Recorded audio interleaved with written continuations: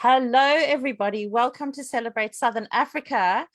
I am so thrilled. This is our first conversation in the Celebrate Book Fest, which is happening across the month of November. And today I'm chatting to Treive Nicholas, who has written a book that comes from a very short period of time having spent in South Africa and had a massive impact on his life. And I am so thrilled to be chatting to you, Tree. Thank you so much for joining us. Well, thank you, Dawn. Can I say it's really exciting to have be part of this, and hope we can have a good chat, and hope this is of interest to your viewers. Absolutely. I know that this book is going to inspire people, whether it's for a Christmas present, a birthday present, but I think the warmth I get from it is that you were not born in South Africa, but the impact that your 8 months there has had on your life, I think makes me a little bit proud to be a Southern African, because I understand from your story the impact that it's had, and I feel very proud about that. So tell me, how old were you when you went to South Africa, and why did you decide to go? So I was 19 when I went to South Africa. We need to sort of paint the world of 1980 or 1979. You didn't have Google, or you didn't have search engines. I mean, all I knew about South Africa was from I'd heard aunties and uncles had gone out there because they were Cornish, had gone mining. Had a distant uncle who had fought in the Boer War, and you saw South Africa on the news now and again. But I was at sixth form college in Guildford. I was the head boy. I was very studious. I loved chemistry and biology, and I was a nerd. But I was determined. People said I had to go to university, so I wasn't. Oh, crikey, made me go to university. But I said, no, I'll only do that sort of thing if I can go and do something exciting for a year. So I went off and joined an organization that helped me, assessed me. And at the end of it, they said, oh, we're going to send you off to a place called Transkei in South Africa. And the point I try and get across to people is in 1979, you didn't know a lot about South Africa, or certainly not this place called Transkei. You couldn't Google it. So the only way I could find out about South Africa was to talk to a South African friend I had. And they explained a bit about South Africa. I had to go and earn money to raise the fare to get out there. So I took a job as a milkman in Guildford and Godalming, which, by the way, could form a story in itself. You know, sort of, you ever want sort of the trials and tribulations of a milkman in Guildford and Godalming. People say all sorts of things about milkmen, but some of it's true, but that's for another story. So I ended up working for 6 months, and then I ended up in Joburg in January 1980 with a rucksack. Spent a couple of days in Joburg, and then I flew down to this small Eastern Cape town called Umtata to go and work at a school for handicapped Bantu children. And I ended up working there for 8 months, and it was a full-on experience. I think, as I've said to you, it wasn't the place for the faint-hearted. You sort of you had to deal. First of all, we had lots of very disabled kids, but you might have thought that was a really sad environment. I don't think in the whole of my working life I've ever worked in a happier environment in my life. I think what's interesting actually is you not knowing where you were going, and I think about what South Africa was like for me. I was 9 in 1980, so the world was very different for me too, because I was in Johannesburg, and as you know, we had this big propaganda machine, so we didn't really even know what was going on in our own borders. But here you were bringing fresh eyes into a community with life experience in other parts of the world, because not only were you born in the UK, but you spent some time in South America. So it must have been something that was quite special and different to walk into. It was hugely different. Well, first I've got to say that my bosses were nuns, and I was ordinary 19-year-old bloke, a bit of a hippie sort. So the prospect of having nuns for a boss was a bit of a shock. And I thought they were all going to be prudish and prudent and pious and finger wagging, but they weren't. They were just sensational people, and just amazing to have. And the book, A Nun and the Pig, is based around one of the nuns, because she guided me and saw me through a lot of this. the other thing was working in the Transkei, which was sort of 99% black and Hausa people. I'd go over the border to Durban or East London a lot.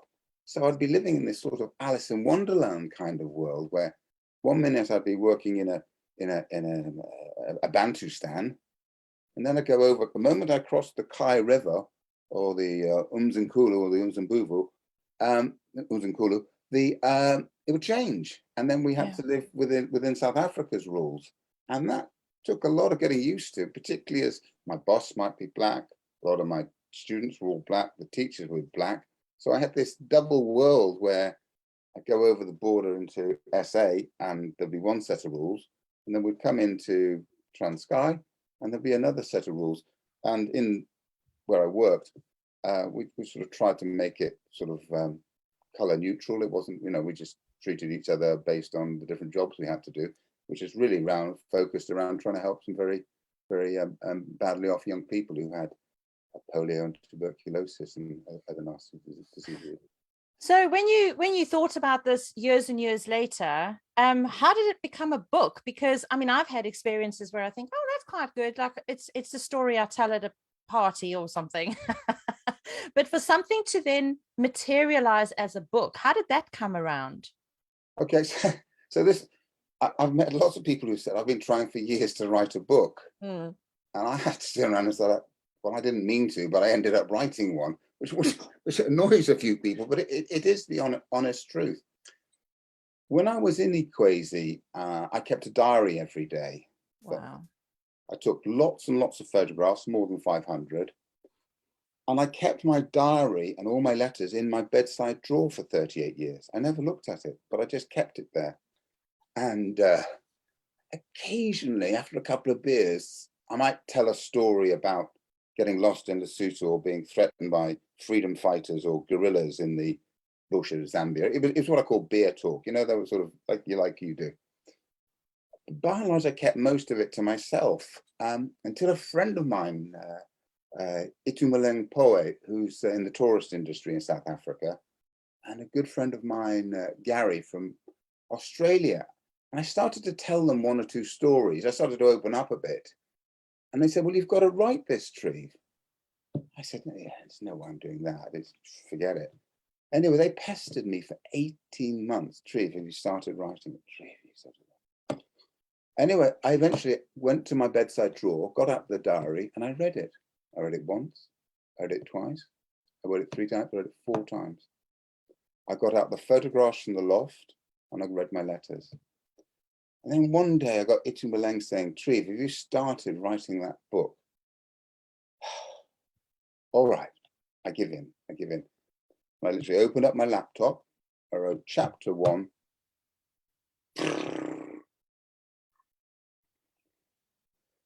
Do you remember the Forrest Gump film where he had his calipers on? Yes. And then he throws off his calipers and he starts running. Running. And he runs all over the USA. Run, Forrest, run. Well, it's a bit like that with me. I was like, type, Treive, type. Because once my fingers touched the keyboards, it'd been fermenting in me for 38 years. And that's the kind of message to people, really, is we all have story. We exist in story. And for us to be intimidated by the concept of writing a book, all it is, actually, the simplicity of it is opening up a Word document or getting a piece of paper and a pen and just put pen to paper and get started. Just write. And Ernest Hemingway, he won the Nobel Prize for Literature. One of his great phrases is, the first draft is never supposed to be very good. And, and I look back at my first drafts and it wasn't, but you can't improve on something that you haven't written. So I wrote. And did the writing process start triggering some other memories that you hadn't thought about? Or did you only include what was in your diaries, or were there other things? No, this triggered a whole raft of things. I used to go into a bubble. My dear wife used just to put Bovril by the side and just leave me alone. I was up in the foothills of the Drakensberg in a little bubble. I was down in the township with the Sotsis in a little bubble. No, this triggered off. I mean, I'd read the diary. I'd look at I've got all these photographs. I've got things that I used to write to people in the letters.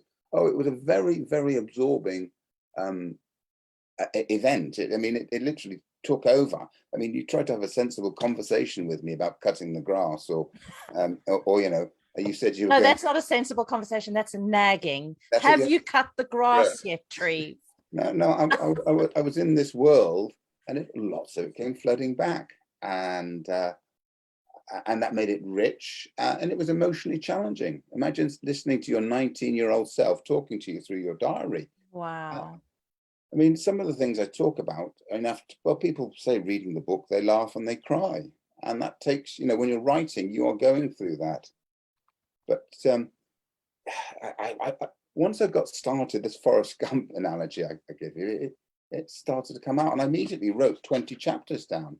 Wow. I started to write, and it flowed, and I sent the chapters to the people that had been nagging me to write it and said, do you like it? And they would always say, love it. Is there any more? And I was moving Did on. you said that you were in the Drakensberg, and so did you actually find more inspiration having to go when you were in South Africa to write? Was that easier, or did you find sitting in your home in England, it was still an inspiring process? I mean, writing. Yeah. So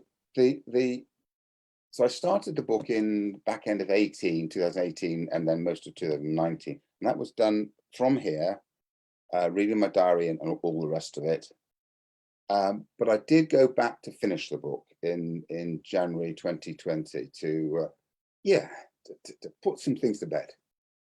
And did you find when you chatted to people who were involved in that time period of your life in South Africa, did they have a different view sometimes? And they go, no, that's not how it happened. Or was it exactly as you had pictured it in your head?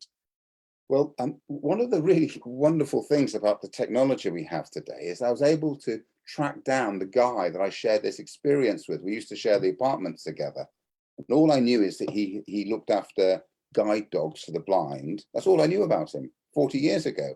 And I tracked him down to a centre in Sydney in Australia and said, is that Doug Ritchie? This is Treive Nicholas.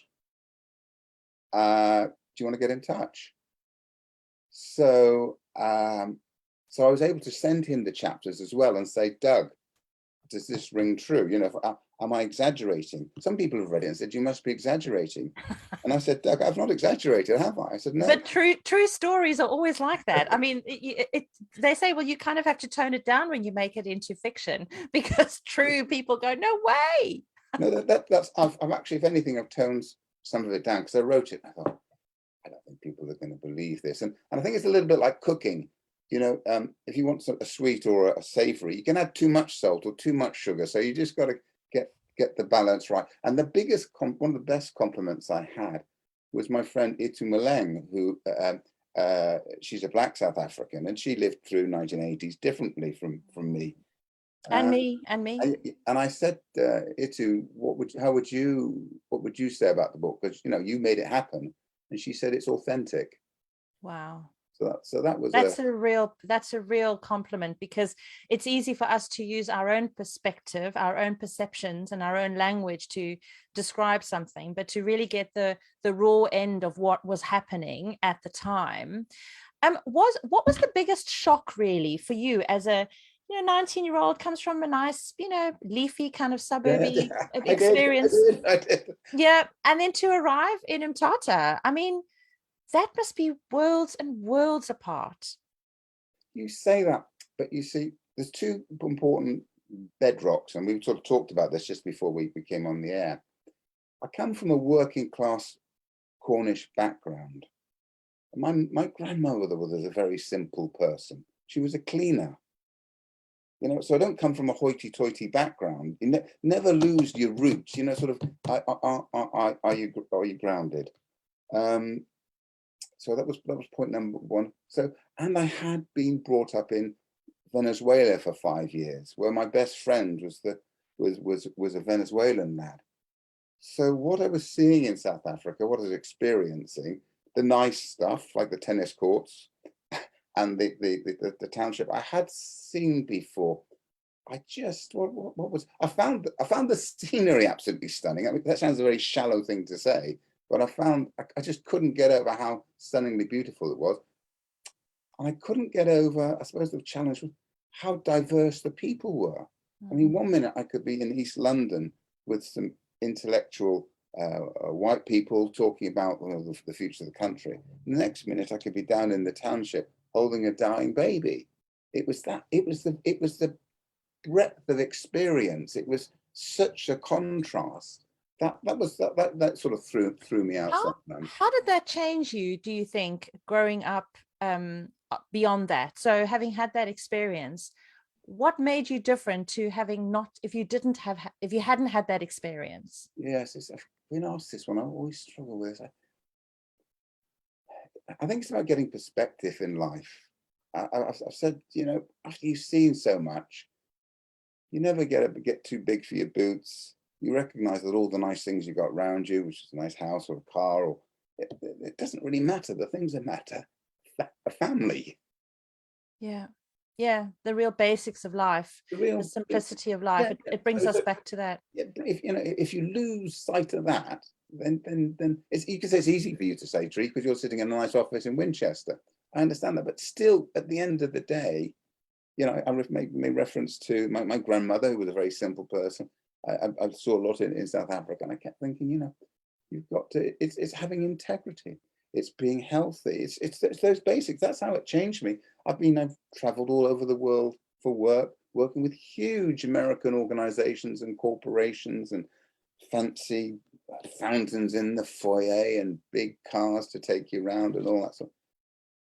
Doesn't really impress. It's all flannel. It doesn't, you know, if you start to fall for all that, then you're in the wrong place. You haven't worked it out, that it's actually the very basic things about good people, working out who good people are, mixing, you know, and looking after each other. Sorry if this is sort of slightly boring, but that's what I've really No, it's community, and I think community is a strong driver and a sense of belonging, and working with each other together for a collective goal, and that whether that is making us happy as a community or helping the neighbor because they're struggling. And I think that's what I often think is a lesson that Africa teaches us. Traditional Africa is about that. It's about the community and the collective, and we work as individuals to survive. But if your neighbor's struggling and they're not surviving, you do what you can. And that's the traditional concept of Africa. So let's talk about the pig. I just want to add something to this as well. Yeah. Because I worked at this Ikwezi Lokusa special school, which is run by Catholic nuns. And I say this particularly to the audience, to women. This was a school that was run by female women, the nuns, the teachers, physiotherapists. As I say, I've traveled around the world. I've worked with huge organizations. I have never in my life seen an institution that is well run as that mission station at Ikwezi Lokusa. So, you know, I've been to these companies with huge budgets and I thought, God almighty, you're so inefficient, or people are pulling in different directions. But these women, from top to bottom, chaps like myself, we were only at 5% of the workforce. They ran this place like clockwork. And, you know, we all know that Africa, certainly in 1980, seemed to have Xhosa time. There was a different time. Ikwezi Lokusa ran like clockwork, and it was run efficiently. And it's a real credit to them and the place. So yes, of course, the title of your book is A Nun and a Pig. Tell me who what the pig is. The pig. Yes, the pig. I'm going to be naughty, Dawn. I'm not going to tell you. Okay. Oh, you have to find out in the book. Have to find out. So the nun is an American woman who was my boss, and she sort of looked after me and mentored me and nurtured me. And I didn't realize, I only realized it writing the book, how she was basically my mentor, looking after me. She was sending me up to Zambia, Cape Town, all over the place. I saw the jail one minute, then she'd be taking me here, there, and everywhere. So the story is about her. She's threaded all the way through as I'm writing the book and I'm telling the stories. And the pig was our companion. But okay, you have to find out who or what the pig was, and it's a character. And you visited South Africa, and have you visited, so to go and finalize the book, was it only once that you've been back, or have you been back since? So once I was writing the book, I had to go back to Equasi to finish the book. It's my wife and my friend said, you haven't finished it, go and write it. So I did that, which was tough. It was really tough. Yeah. But I did that, and came back and finished it off. And then I subsequently went back and gave him a copy of the book. Oh, how wonderful. That must have been a really proud moment for you and for them. It was proud, and yeah, it was deeply moving. Yeah, yeah. I wonder what your perceptions were in over those years. How had the people that you'd worked with, had they changed, or were they the same, just older? I tell you what was strange was being able to go back to one of the nuns and say, do you know who I am? And she said, yes, you're Treive Nicholas, aren't you? And I said, your sister Corda, aren't you? And I gave her, I said, this is the leaving card you gave me on the 4th of September, 1980. Can you imagine that? So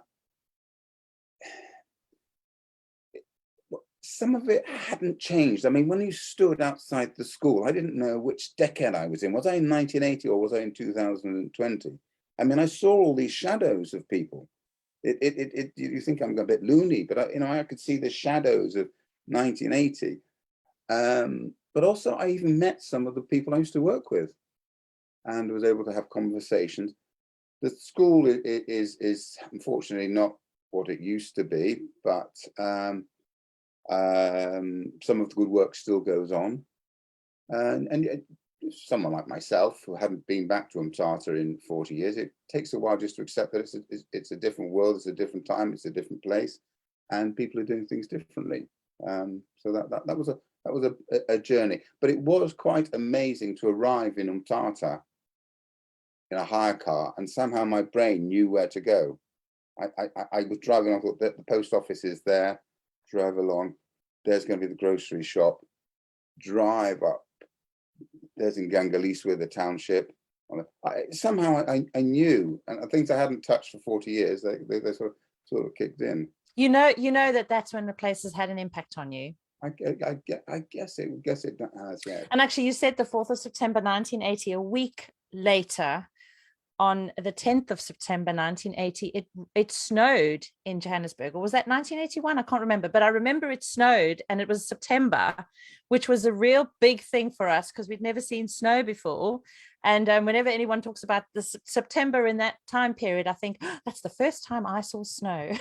Well, the 10th of September is also interesting in 1980 because I had a court appearance to appear in court, but I left the country before the court appearance. So Wow. so I've still got a court appearance outstanding from 40 years ago. Is that in the book, or is that just a? No, it's in there. So I even sort of dared the courtroom to arrest me. I went back to the courthouse, and waved outside and said, "You still haven't got me yet." So yeah. So That's wonderful. So tell me now, did you have you got more books in you? Are you focusing on something completely different? What is your plan for your writing? I don't know. This writing thing becomes a bit of a bug, doesn't it? So I wrote the book to satisfy my friends. I mean, I didn't tell you. I mean, they then insisted I sent it to a publisher. Amberley in the UK took it up. Then Jonathan Ball in South Africa took it up. And the next thing, I was doing book signings in Cape Town. I mean, whoever ever heard of that? It was just a writing for my friends that sort of took off a bit. So I've learned a lot about writing. So during writing this book for A Nun and the Pig, I did lots of research about the history of the Eastern Cape. And I've subsequently been back to the Eastern Cape to join the Border History Society, going to lots of interesting sites in and around there. And I have started a second book, which is about, so the history of the Eastern Cape in the 19th century is just phenomenally interesting.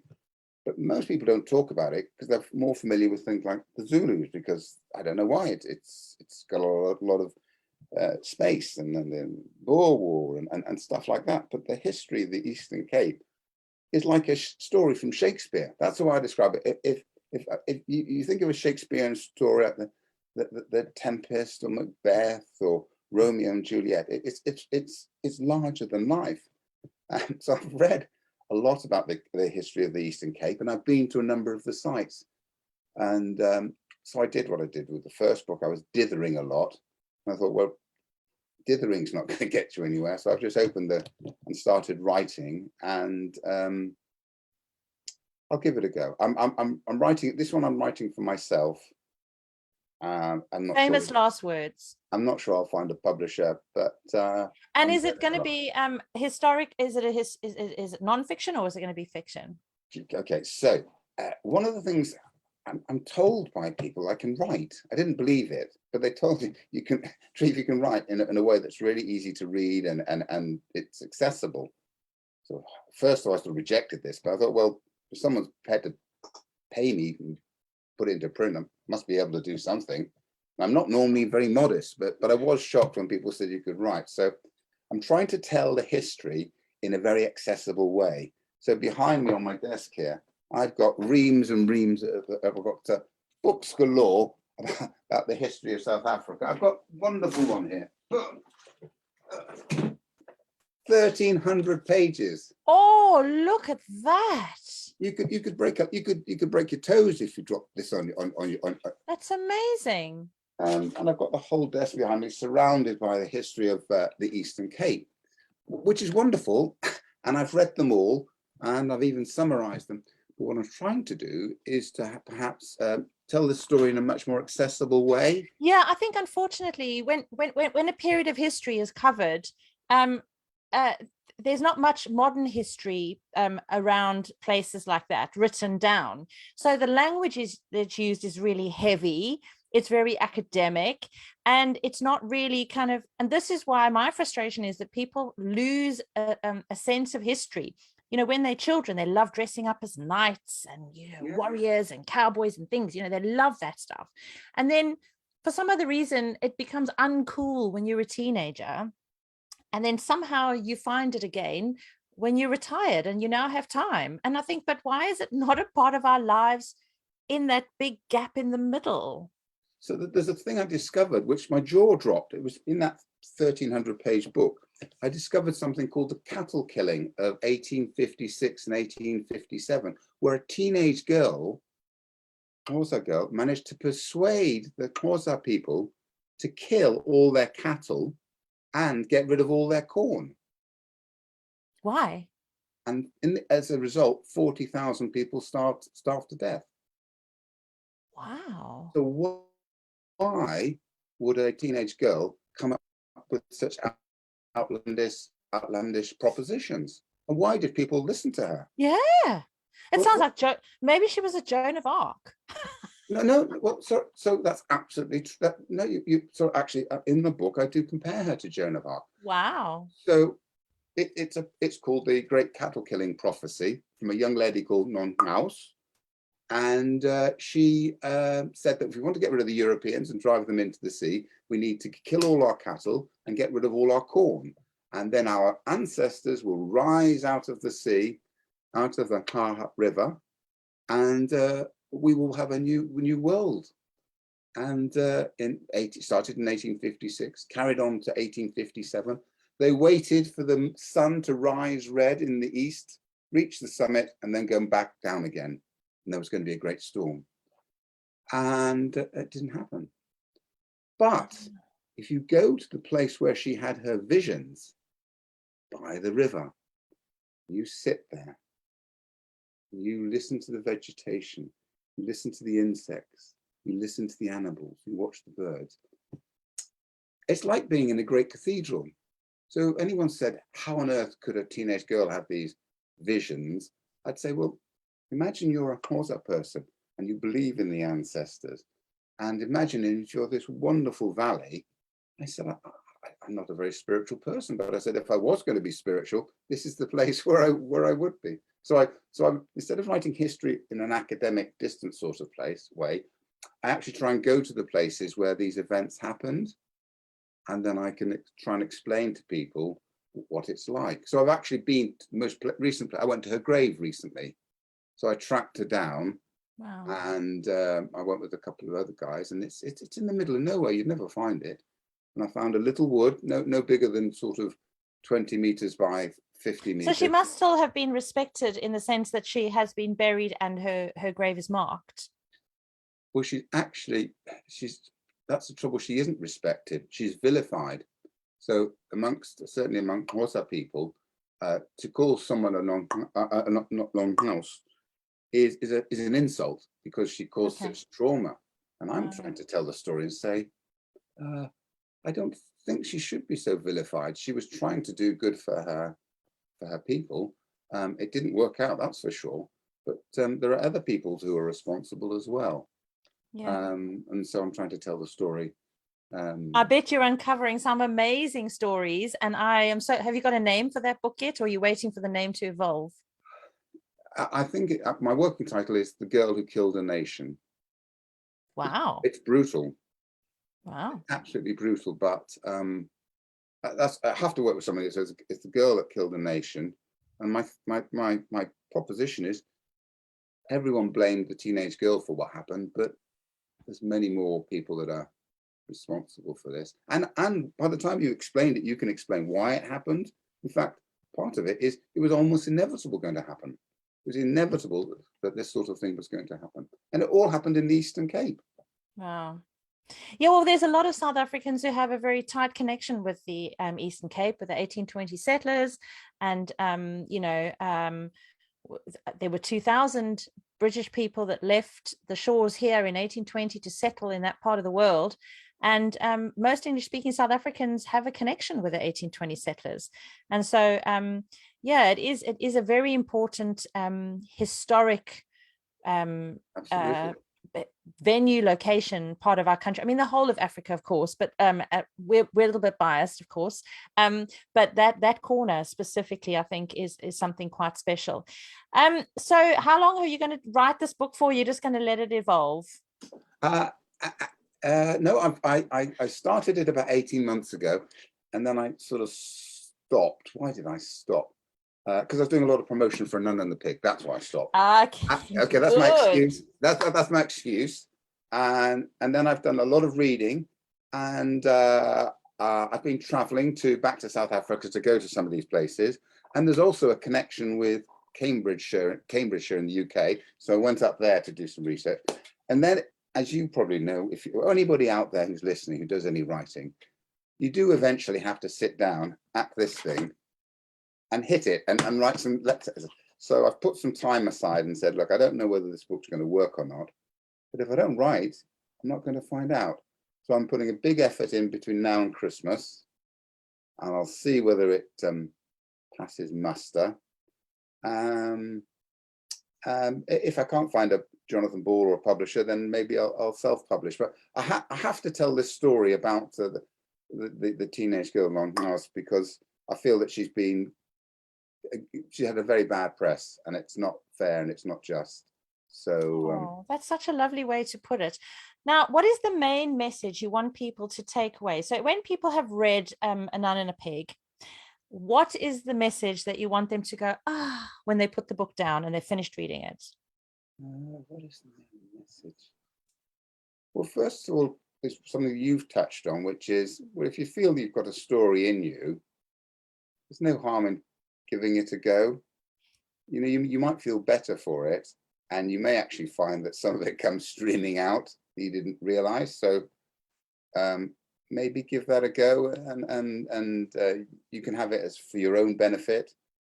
Maybe you can self-publish, or maybe you can find a publisher, but do it. I think it can be quite cathartic, and there's things inside your head that you often don't realize that start to come out when you put them, articulate them, and also so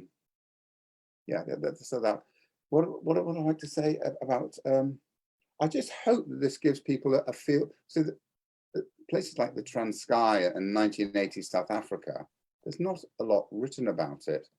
And so I just want people to give an insight into a different place, it's a different time. It's only my perspective, but I feel that it's reasonably authentic because I've had people from lived at that time tell me so. So it will give you a perspective on what is a wonderful country, and there are many different shades of it.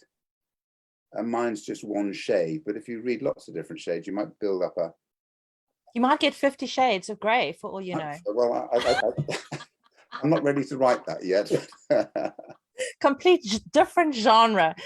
So where can people get hold of you, Treive, and how can they find your book? Okay, so A Nun and the Pig is available from Amazon and all major bookstores, either online or going in and order it. And I've got a website which is Treive.Nicholas at Treive.Nicholas Treive.Nicholas.com. I have to double check. What is the email? I'll put it in the show notes. So I don't think that will be perfect. And then we can have that there. I'm feeding you a duff line there, I think, Dawn. Anyway, if you could put that in the notes. I will, absolutely. And so where else can they connect with you? Can they get in touch with you? Maybe some people have also memories from that time that they might want to share. Do you have an email address that they can contact you on? I've got a Facebook page, and A Nun and the Pig. That's a great way of hooking up. I'm delighted. And the amazing thing is I'm being contacted by people from all over the world. So yeah, come on board and be delighted. Or Treive.Nicholas at btinternet.com. Okay, great. We'll pop that on there as well. It's so lovely to chat to you. And I am so excited that people are hearing more about this book, because like you say, if you didn't live there in the 1980s and you were abroad, you only saw what was on the news, and that wasn't always broadcast. It wasn't like top of the agenda on the news around the world. But also, if we lived in South Africa, the propaganda machine dampened a lot of that stuff. We didn't know really what was happening I was in Joburg, and so there was no way I would have known what was going on in the Transkei. So I am so thrilled that you got to share the story, and thank you for taking the step to make the story happen, even if it only was by mistake. And I think you're very right. The message is, if you have a story, share it, because unfortunately we keep it in our heads and we take it with us to the grave. And stories not only share about culture, but they also make things real. And I think that's important as well. And thank you for sharing our country. I am so proud that our country is featuring around the world with people of different nationalities as well. Well, thank you very much, Dawn. Thank you for the opportunity. And I hope I have done some small bit to celebrate Southern Africa. Thank you. It's been a real treat chatting to you, and we'll chat soon, no doubt. Okay. Bye-bye.